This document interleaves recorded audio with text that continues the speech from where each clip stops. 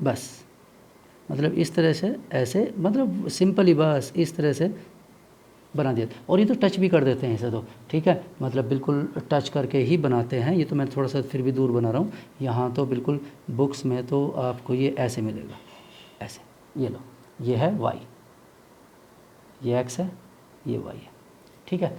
तो ये एक्स तो डायग्राम दिखाया है, ये वाई है एक्चुअल में, वाई, ठीक। और इधर क्या होगा, इसके 90 डिग्री इस पर एंगल पर क्या होगा, जेड होगा।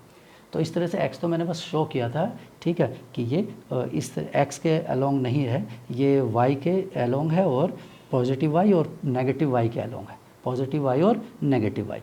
अब इसी तरह से और भी होंगे, पी एक्स भी होगा, ठीक है। तो पी एक्स कैसा होगा, ये तो पी वाई था, तो पी एक्स की बात करें तो इस तरह से बनेगा, ये एक्स के अलोंग आएगा, ये लीजिए इस तरह से, ये वाई है, ये एक्स है, तो डंबल इस तरह से बनेंगे। मैं भी सिंपल ही ड्रॉ कर रहा हूँ इस तरह से, ठीक, ऐसे बन जाते हैं।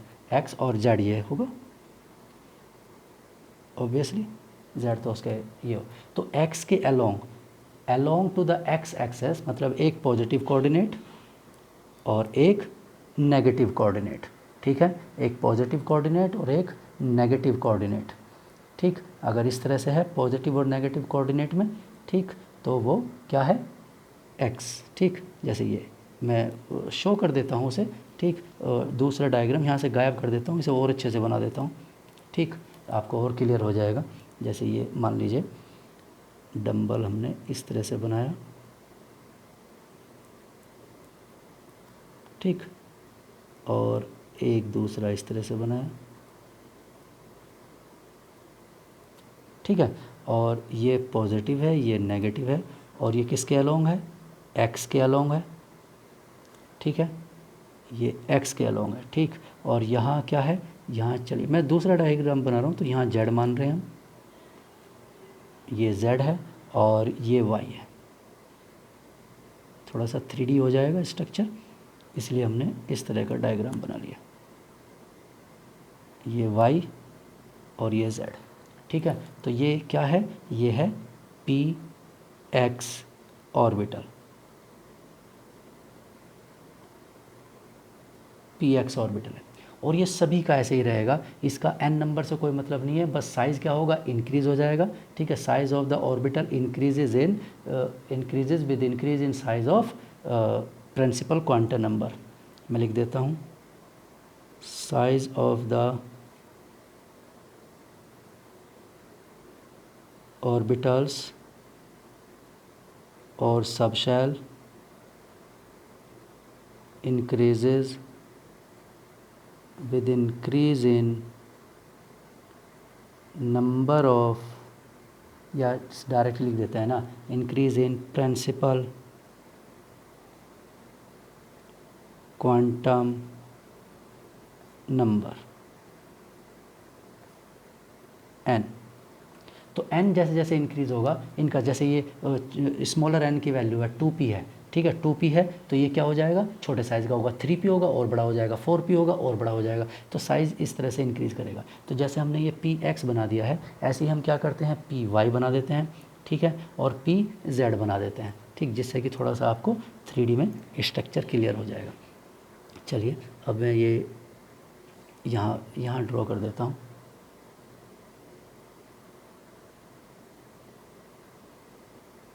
ये डंबल ही है, मतलब हम तो बस इसे थोड़ा समझने के लिए स्ट्रक्चर इस तरह का ड्रॉ कर रहे हैं।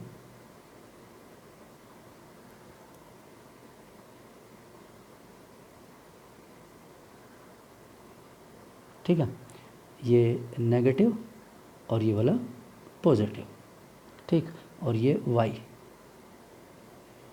तो जो वाई के अलोंग होगा, बिल्कुल वही डायग्राम बनाया है मैंने, एग्जैक्टली वैसा ही। ये जेड है, ठीक है, और यहाँ इधर एक्स,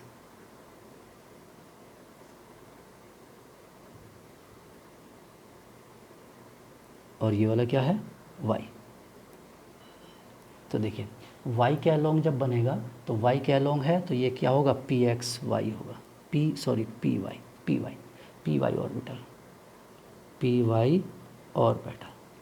तो वो पी एक्स ऑर्बिटल था, ये पी वाई था। अब पी जेड कैसे बनेगा? जेड ऑब्वियसली किसके अलोंग होगा? जेड एक्सिस के अलोंग। और देखो मैंने दोबारा चेंज क्यों कर रहा हूँ, मैं एक्सेस क्यों चेंज कर रहा हूँ, इससे कोई इफेक्ट नहीं पड़ता। जैसे मैंने प्रीवियस में इस वाले को वाई लिया, ठीक है, ये y लिया मैंने, ये वाला x लिया और ये z लिया, तो कोई दिक्कत नहीं है। अगर वो y क्या लॉन्ग है, इसका मतलब वो पी वाई है, पी वाई है, इट इज़ पी वाई, ठीक है। ये y क्या लॉन्ग है, ये पी वाई है, ये y क्या लॉन्ग है, ये पी वाई है, इस तरह से, ठीक है। तो जिसके भी अलोंग होगा उससे कोई इफेक्ट नहीं पड़ता। जैसे ये हमने x ये वाला लिया है, ठीक है, तो x ये वाला लिया है तो ये पी एक्स है, ये पी एक्स ऑर्बिटल है।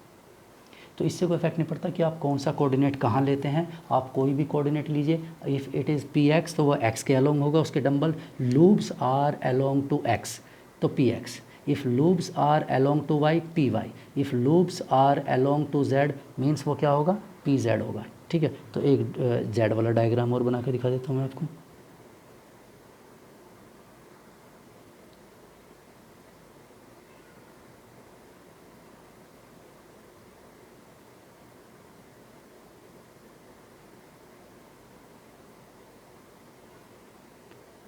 ठीक है, सर्किल नहीं है, फिर ध्यान रखना ये डंबल शेप है, केवल मैं डायग्राम को थोड़ा सिंप्लीफाई करने के लिए ही ऐसा बना रहा हूँ, ठीक। तो ये है x, यहाँ अब ये z के अलोंग होंगे, z, और y ऑब्वियसली यहाँ,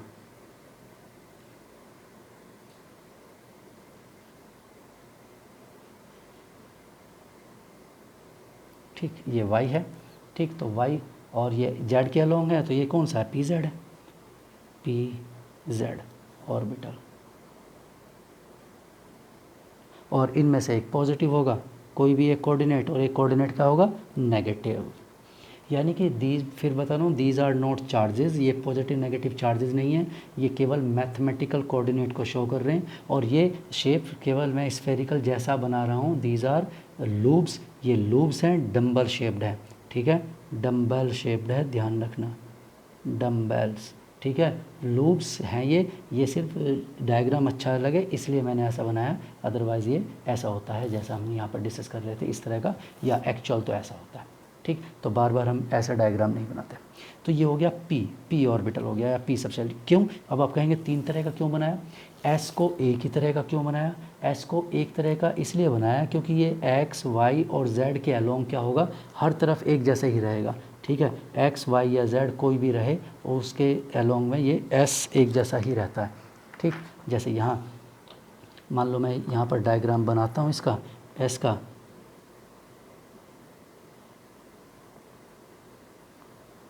ठीक है। तो ये इस तरह से कोऑर्डिनेट बनेंगे, ठीक है। और तो तीनों कोऑर्डिनेट z, y और x, ठीक है। तो तीनों कोऑर्डिनेट पर क्या है, प्रेजेंट है, ये तो तीनों में सब जगह प्रेजेंट है, x पर भी प्रेजेंट है, y पर भी प्रेजेंट है, z पर भी प्रेजेंट है। इसलिए ये केवल इस पे मतलब ऐसा दो एक ही टाइप का होता है, केवल एक ही टाइप, या तो पॉजिटिव कोऑर्डिनेट में होगा या फिर क्या होगा, ऐसे नेगेटिव कोऑर्डिनेट में होगा। बस यही पॉसिबिलिटी है इसकी, either it is positive coordinated और नेगेटिव कोऑर्डिनेट में रहेगा, और इससे ज़्यादा कुछ नहीं होगा, ठीक है। लेकिन ये इसमें तीन पॉसिबिलिटीज़ हैं। If the loops along to the Y, P Y. If the loops along to the X, P X. If the loops along to the Z, P Z.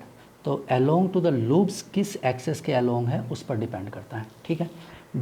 D वाले में तो पॉसिबिलिटीज़ और भी बढ़ जाएंगी। डी कितना हो जाएगा, डी 5 टाइप का हो जाएगा। और ये हमने प्रूव भी किया हुआ है, मैग्नेटिक क्वांटम नंबर है -1 0 +1 आता है, किसके लिए आता है, पी के लिए। और इसके लिए डी के लिए क्या आता है, -2 -1 0 +1 +2, 5 वैल्यूज़ आती हैं, ठीक है। तो डी की 5 वैल्यूज़ होती हैं। तो डी सब शेल, या क्या लिखेंगे, डी ऑर्बिटल, ठीक है। ये डिफ्यूज़ वर्ड से आता है, ठीक है। ना बहुत रिक्वायरमेंट नहीं होती, कोई नहीं पूछता है कि ये वर्ड कहाँ से इंट्रोड्यूस होता है, डी क्या, ठीक है। अब डी में 5 पॉसिबिलिटीज़ है। ये डबल डंबल होता है, क्या होता है, ये डबल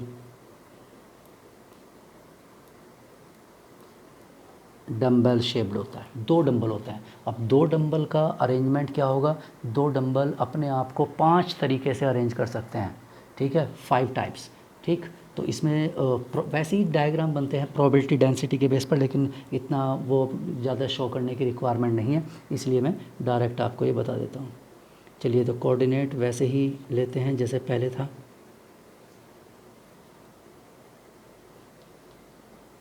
ठीक है, ये हमने क्या लिया, x। अब हम 3D में थोड़ा सा बताना ये डिफ़िकल्ट हो जाता है डबल डबल डम्बल्स को, इसलिए हम केवल 2 कोऑर्डिनेट रखेंगे, ये x और ये y, ठीक। तो ये x है और ये y है। तो लूप्स कहाँ कहाँ होंगे, लूप्स होते हैं, एक यहाँ होगा लूप्स, यानी इन बिटवीन x एंड y, दूसरा लूप, थर्ड वन और फोर्थ वन। इस तरह से 4 लूप्स होते हैं। क्यों, एक डंबल में 2 लूप्स होंगे तो 2 डंबल में कितने होंगे, 4 लूप्स होंगे, ये होते हैं, ठीक है। और charges plus negative plus negative, charges no, these are not charges, these are the mathematical coordinates.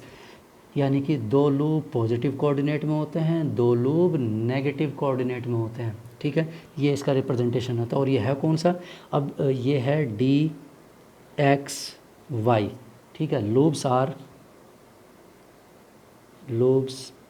Are in between X and Y axes, ठीक। या आप कह सकते हैं, ब्रैकेट में लिख देता हूँ, एट एक्स वाई प्लेन, जो x और y का प्लेन होगा उस पर ये प्रेजेंट होंगे, एट एक्स वाई प्लेन, ठीक है। इसलिए ये क्या है, डी एक्स वाई। और इससे कोई फ़र्क नहीं पड़ता कि ये d कौन सा है, ठीक है, मतलब 3D है, 4D है, 5D है या 6D है। बस 3D होगा छोटा साइज़ होगा, 4D होगा और बड़ा हो जाएगा, 5D होगा, वो मैंने पहले ही लिख दिया है, इसलिए बार बार वो लिखने की रिक्वायरमेंट है। ये तो हो गया एक्स वाई। अब दूसरा डायग्राम, मैंने कहा ना 3D में डिफ़िकल्ट हो जाता है, इसलिए हम इसे कोऑर्डिनेट बदलते रहेंगे। ये x और इस बार ये वाला क्या ले लेते हैं, z, यानी x और z। और ऐसे ही फिर यहाँ भी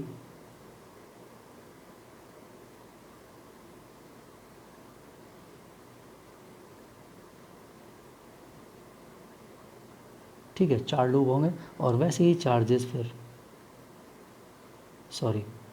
चार्जेस नहीं, साइन यानी कोऑर्डिनेट। और ये x और z का है तो ये है डी एक्स जेड, दूसरी पॉसिबिलिटी है, ठीक है। लैंग्वेज वही होगी, loops are in between x and z axes, means at X Z plane.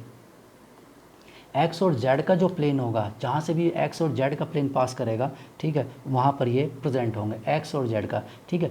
Mathematics के 3 कोऑर्डिनेट होते हैं, ठीक है। उन 3 कोऑर्डिनेट में से ऐसी प्लेन बनते हैं, एक्स वाई प्लेन बनता है, तीनों का एक दूसरे के साथ एक्स जेड बनेगा और एक बार वाई जेड बनेगा। तो इसका मतलब है अब ये एक और भी पॉसिबिलिटी है, कौन सी पॉसिबिलिटी है, वाई जेड की पॉसिबिलिटी है, वाई जेड। तो हम क्या करते हैं, कोऑर्डिनेट फिर से चेंज कर देते हैं। इस बार ये वाला वाई है और ये क्या है, जेड है, ठीक है। और ऐसे ही फिर से वही, लूप्स तो वही रहने हैं, लूप्स की क्वांटिटी तो चेंज होगी ही नहीं, ठीक है। और ठीक, और ये कौन सा होगा, ऑब्वियसली डी वाई जेड, ठीक। तो लूप्स कहाँ पर हैं, बेस सेम वैसे ही, लूप्स आर इन बिटवीन, लिख देता हूँ मैं, कोई दिक्कत नहीं है, loops are in between y and z axis means at yz plane, ठीक है, yz प्लेन पर प्रेजेंट होंगे। अब 3 तो ये हो गए, इन बिटवीन x और y के, इन बिटवीन एक्स जेड और इन बिटवीन, अब और तो कोई कोऑर्डिनेट बचा नहीं इन बिटवीन का नहीं बचा है तो कोई बात नहीं, एट द एक्सेस तो बचा हुआ है। तो एक कंडीशन और होती है इसकी, एट द एक्सेस की, ठीक। कौन कौन सा, ये x और ये y। अब लूप्स एग्जैक्टली x के ऊपर होगा, 2 लूप्स और 2 एग्जैक्टली y के ऊपर होंगे, इस तरह से, ठीक है। और ये वैसे ही कोऑर्डिनेट,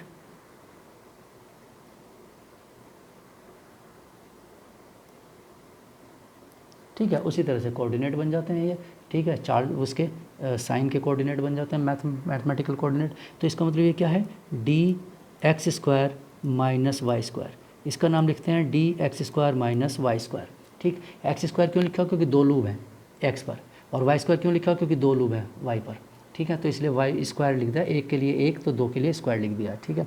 और ये क्या हो सकता है, कोई नेसेसरी नहीं कि एक्स और वाई लेंगे, आप और भी ले सकते हैं इसमें, आप ले सकते हैं D X square minus Z square, या आप ले सकते हैं D Y square minus Z square, इस तरह से। और ये माइनस माइनस कुछ नहीं है, सिर्फ रिप्रेजेंटेशन है, D X D X square dash Y square, आप माइनस भी याद रखने के लिए कह सकते हो, वैसे ये माइनस माइनस कुछ नहीं है, ये X square dash Y square है, यानी एक्स स्क्वायर। और ये भी ले सकते हैं एक्स स्क्वायर, यानी कि 2 लूप कहाँ पर होंगे, एक्स पर होंगे, दूसरे लूप वाई पर होंगे, क्योंकि सभी का कितना एंगल होता है, 90 डिग्री का तो एंगल होता है, तो एक दूसरे के परपेंडिकुलर होना चाहिए बस। Loops are perpendicular to each other, एक दूसरे के क्या होने चाहिए, 90 डिग्री एंगल पर होने चाहिए, ठीक है। तो 90 डिग्री एंगल पर ये कब होंगे, जब एक्स और वाई पर होगा तब भी 90 होगा, ठीक है। एक्स और वाई ऐसे होता है 90 डिग्री पर, तो लूप्स भी ऐसे ही होंगे 90 डिग्री पर, ठीक है। और ऐसे ही एक्स जेड होगा तो वो भी 90 डिग्री होता है, वाई जेड होगा वो भी 90, लेकिन ज़्यादा बुक्स में या प्रिफर एक्स और वाई को करते हैं, तो X square dash Y square. अब ये तो 4 ही हुए, हमें तो वैल्यूज़ क्या मिली थी, 5 वैल्यूज़ मिली थी, कौन कौन सी, -2 -1, ठीक है। मैं लिख देता हूँ यहाँ पर, जैसे डी क्या होता है, -2 -1 0 +1 और +2, इस तरह से 5 वैल्यूज़ हमें मिलती हैं, तो 5 ही स्ट्रक्चर मिलने चाहिए उसके, तो अभी तो 4 हुए। 5वां स्ट्रक्चर क्या होता है, थोड़ा अनयूजुअल होता है। 5th स्ट्रक्चर, क्योंकि ये तो सब इसी में आ जाएंगे ना, ऐसा काउंट नहीं कर सकते, वो सब सेम है, ये एक्स स्क्वायर वाई स्क्वायर या ये सेम है, इसलिए कोई एक ही काउंट करते हैं। अब एक होता है, ये होता है डी जेड स्क्वायर, इसे कहते हैं डी जेड स्क्वायर। और डी जेड स्क्वायर कैसा होता है, ये जेड है, और ये एक्स लिखना चाहें एक्स लिख दो, वाई लिखना चाहो वाई लिखो, कोई दिक्कत नहीं है। तो ये जेड है, एक लूप दूसरा लूप, ठीक है, यानी कि 2 लूप्स, तो एक डंबल तो हो गया अलोंग टू द जेड, और दूसरा डंबल क्या होता है, दूसरा डंबल इसके सेंटर के चारों ओर रिवॉल्व करता है,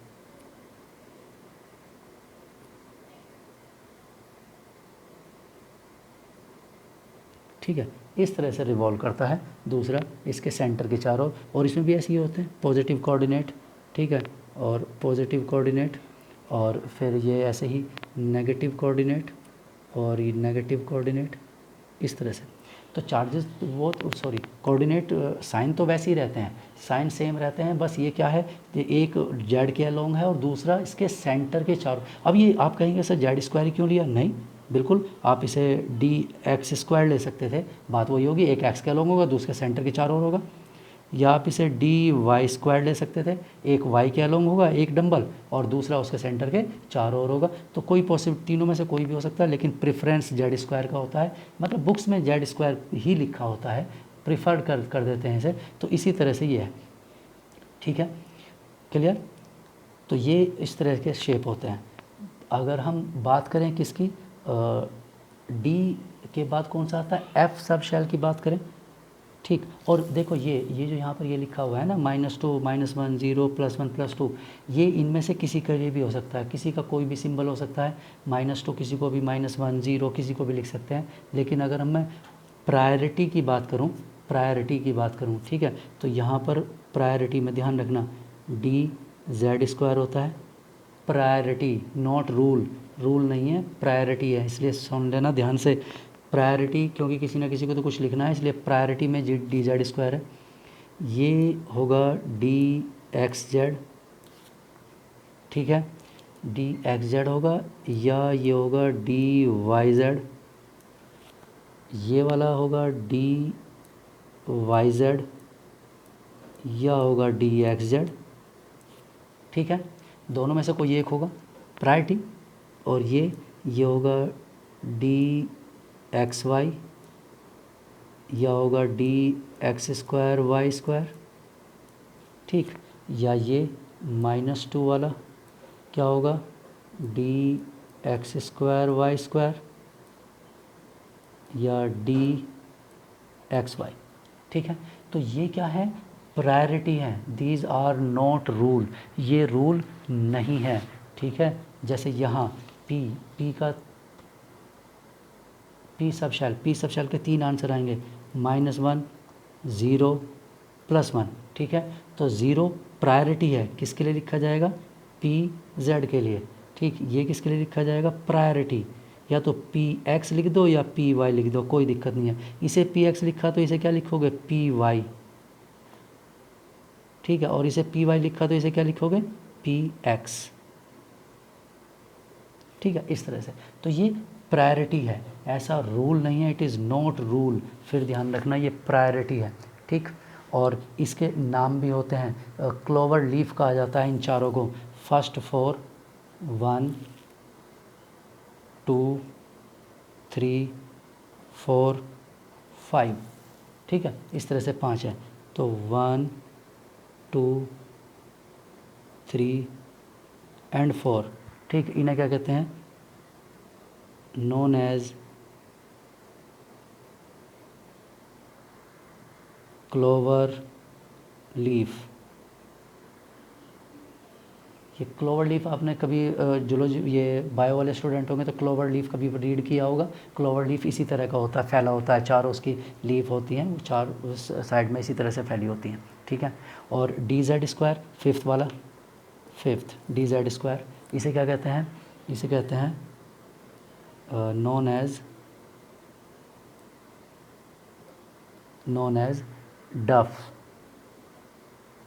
डफ नट, ठीक है। डफ नट शेप्ड कहा जाता है, या इसका दूसरा नाम होता है बेबी शूथर, ठीक है। छोटे बच्चे का जो निप्पल आपने देखा होगा, उसका हनी वगैरह उसमें फिल होता है, बहुत छोटे बच्चे को जिस टीथ वगैरह के टाइम पर उसे दे देते हैं क्रश करने के लिए, ठीक है। तो वो बेबी सूथर होता है, ठीक है। या उसमें वो बस इसी टाइप का होता है कि उसमें सेंटर, मतलब उसमें क्या दिखाई देगा, लूप दिखाई देगा, और उसके सेंटर के चारों ओर बड़ा वो दिखाई देगा, ठीक है। इसी टाइप का, मतलब इसी टाइप का, एग्जैक्टली तो नहीं, ठीक है, बच्चों को, छोटे बच्चों को, ठीक। चलिए, ये तो था डी के बारे में। अब हम अगर एफ़ की बात करें, ठीक है, एफ़ ऑर्बिटल और एफ़ सबशेल, ठीक है, its structure is complicated due to the presence of triple dumbbell, तीन डम्बल होते हैं इसलिए, ठीक है। देयर आर वेरियस वेज, मतलब इसमें कई सारी पॉसिबिलिटीज़ हो सकती हैं, there are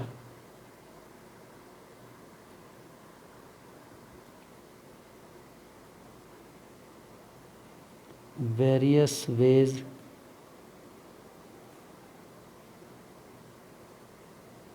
to represent the 7 orbitals. 7 orbital कौन से होते हैं, -3, -2, -1, 0, +1, +2, +3, 7 पॉसिबिलिटीज़ होती है ना, -3 से लेकर +3 तक। आप देखना मैग्नेटिक क्वांटम नंबर होता है ये ml की वैल्यू होती हैं, 7 पॉसिबल वैल्यूज़ होती हैं। तो इन 7 ऑर्बिटल्स को अरेंज करना बहुत कई वेज हो सकते हैं, वेरियस वेज हो सकते हैं जिसमें ये रिप्रेजेंट होता है। जैसे मैं एक एग्जांपल लिख देता हूँ, ठीक है। 1 पॉसिबिलिटी, तो एक पॉसिबिलिटी क्या है, लिखा होगा F X square Y square, F Y X square Y square, F Z X square dash Y square, minus भी कह सकते हैं, मैंने कहा ना, ठीक है, एफ एक्स वाई जेड, ठीक है, कितने हो गए 4, ठीक, F Z cube 5, F Y Z square 6 and F X Z square, ठीक 7।